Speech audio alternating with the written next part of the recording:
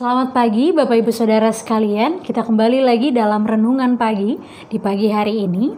Dan memulai renungan pagi ini, mari kita bersatu di dalam doa. Kita berdoa. Bapa yang baik, Bapa yang bertata dalam kerajaan surga, kembali kami datang kepadamu ya Allah.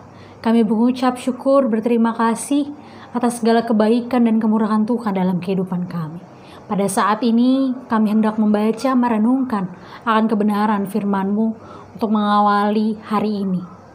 Berkati setiap kami Tuhan, agar apa yang boleh kami baca dan renungkan, itu dapat kami lakukan dalam setiap langkah kehidupan beriman kami. Bersabdalah Tuhan kepada setiap kami, karena kami anak-anak-Mu sudah sedia untuk mendengarkannya. Di dalam Kristus Yesus Tuhan kami berdoa dan bersyukur. Amin. Ya Bapak Ibu sekalian, bacaan Alkitab kita pada pagi hari ini diambil dari Injil Tuhan kita Yesus Kristus menurut Matius, pasalnya yang ke-7, ayatnya yang ke-15, yang menyatakan, "Waspadalah terhadap nabi-nabi palsu yang datang kepadamu dengan menyamar seperti domba. Tetapi sesungguhnya mereka adalah serigala yang buas. Dari buahnya lah kamu akan mengenal mereka. Dapatkah orang memetik buah anggur dari semak duri atau buah ara dari rumput duri? Demikianlah setiap pohon yang baik menghasilkan buah yang baik, sedang pohon yang tidak baik menghasilkan buah yang tidak baik. Tidak mungkin pohon yang baik itu menghasilkan buah yang tidak baik, ataupun pohon yang tidak baik itu menghasilkan buah yang baik. Dan setiap pohon yang tidak menghasilkan buah yang baik pasti ditebang dan dibuang ke dalam api. Jadi dari buahnya lah kamu akan mengenal mereka." Demikianlah pembacaan Injil Tuhan kita Yesus Kristus. Berbahagialah setiap kita yang membaca, merenungkan dan juga melakukan firman Tuhan dalam setiap langkah kehidupan beriman kita. Haleluya. Ya, Bapak Ibu Saudara sekalian, sejarah dan para tokoh di dalamnya memberikan kita sebuah pembelajaran untuk kita menjalani hari ini. Martin Luther contohnya, seorang bapak reformator yang menyampaikan 95 dalilnya di depan pintu gereja terkait praktik keliru yang dilakukan oleh gereja pada masa itu.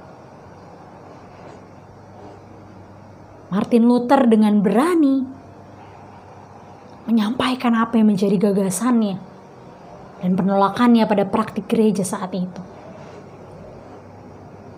Tanpa dia, rasanya sulit akan ada begitu banyak aliran gereja atau aliran kekristenan saat ini. Secara khusus, Protestan. Tanpa dia yang memulai, maka perjalanan kehidupan Kristen atau kekristenan mungkin akan berbeda dengan apa yang terjadi saat ini. Hal ini mau menunjukkan kepada kita bahwa sejarah dan para tokohnya berperan penting tentang bagaimana hari ini kita menjalani kehidupan.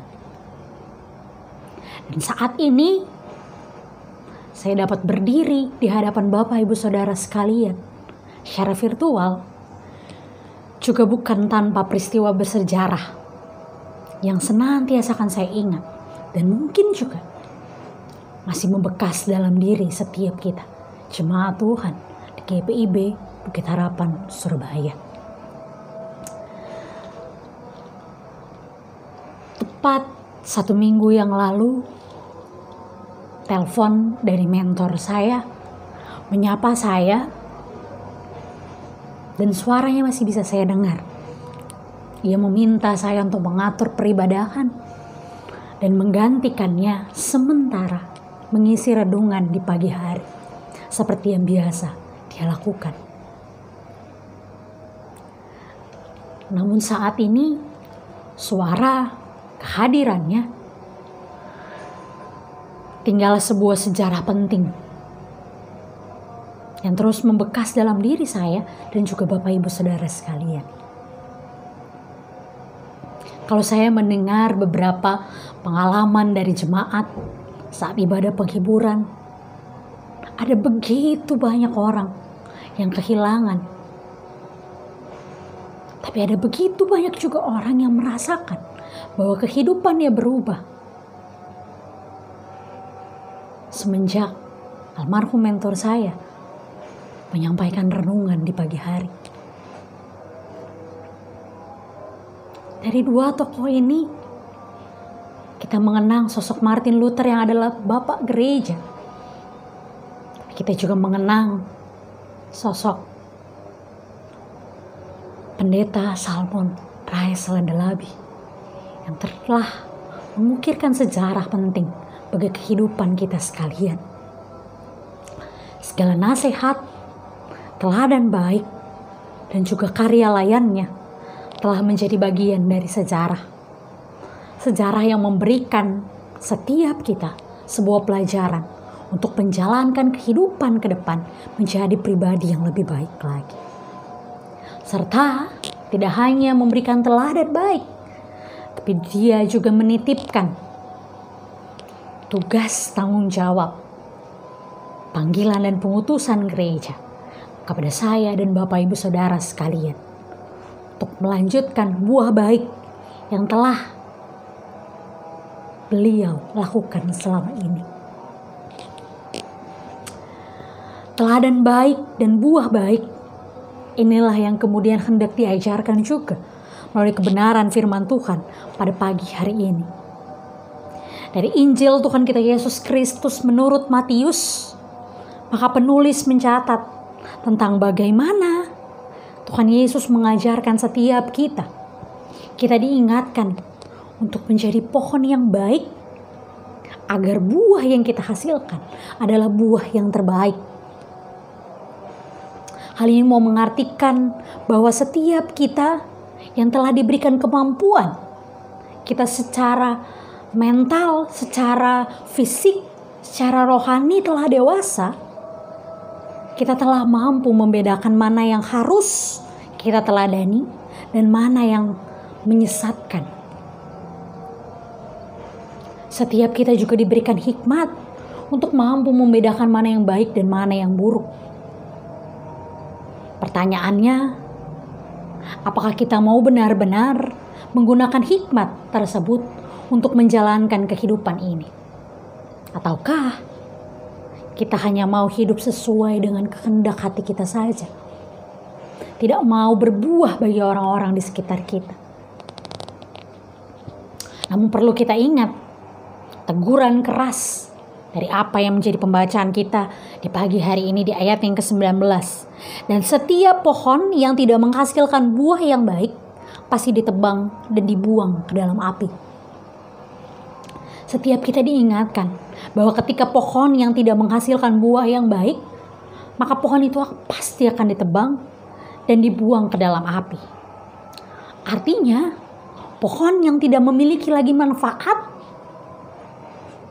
akan kehadirannya tentu saja akan dibuang. Tentu setiap kita tidak mau menjadi pohon yang demikian. Pohon yang kemudian tidak mampu berbuah dan kemudian ditebang dan dibuang ke dalam api.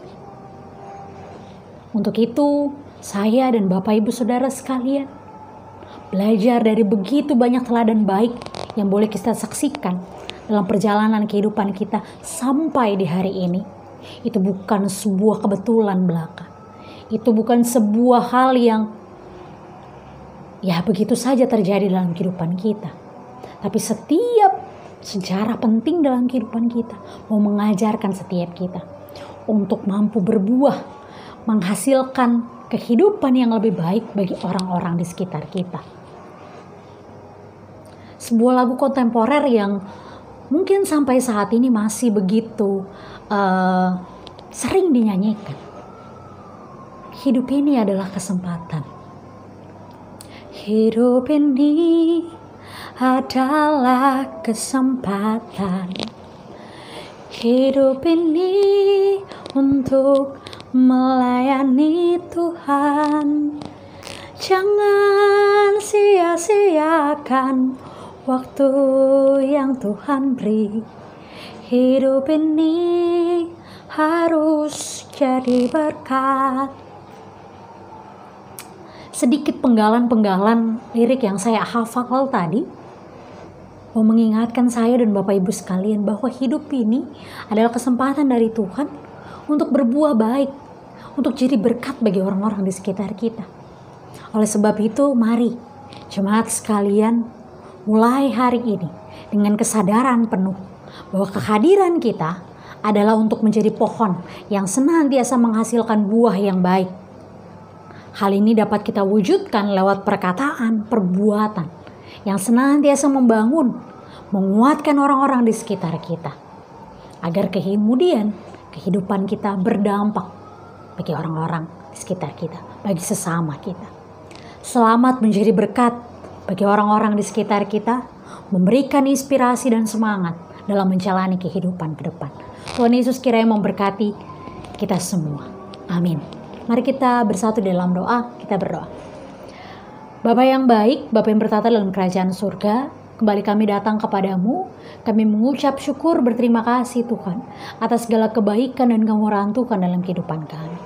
Dan pada saat ini kami akan mengawali hari kami. Kiranya Tuhan boleh tuntun sertai setiap kami, agar melalui perenungan kami di pagi hari ini, kami dapat mengerti bahwa kehidupan kami adalah untuk menjadi berkat, untuk menjadi buah yang baik bagi orang-orang di sekitar kami. Ajar kami, bantu kami Tuhan, agar mampu melakukan tugas tanggung jawab bagi orang-orang di sekitar kami. Ini doa kami, ini syukur kami ya Allah. Dalam Kristus Yesus Tuhan kami berdoa dan bersyukur. Amin.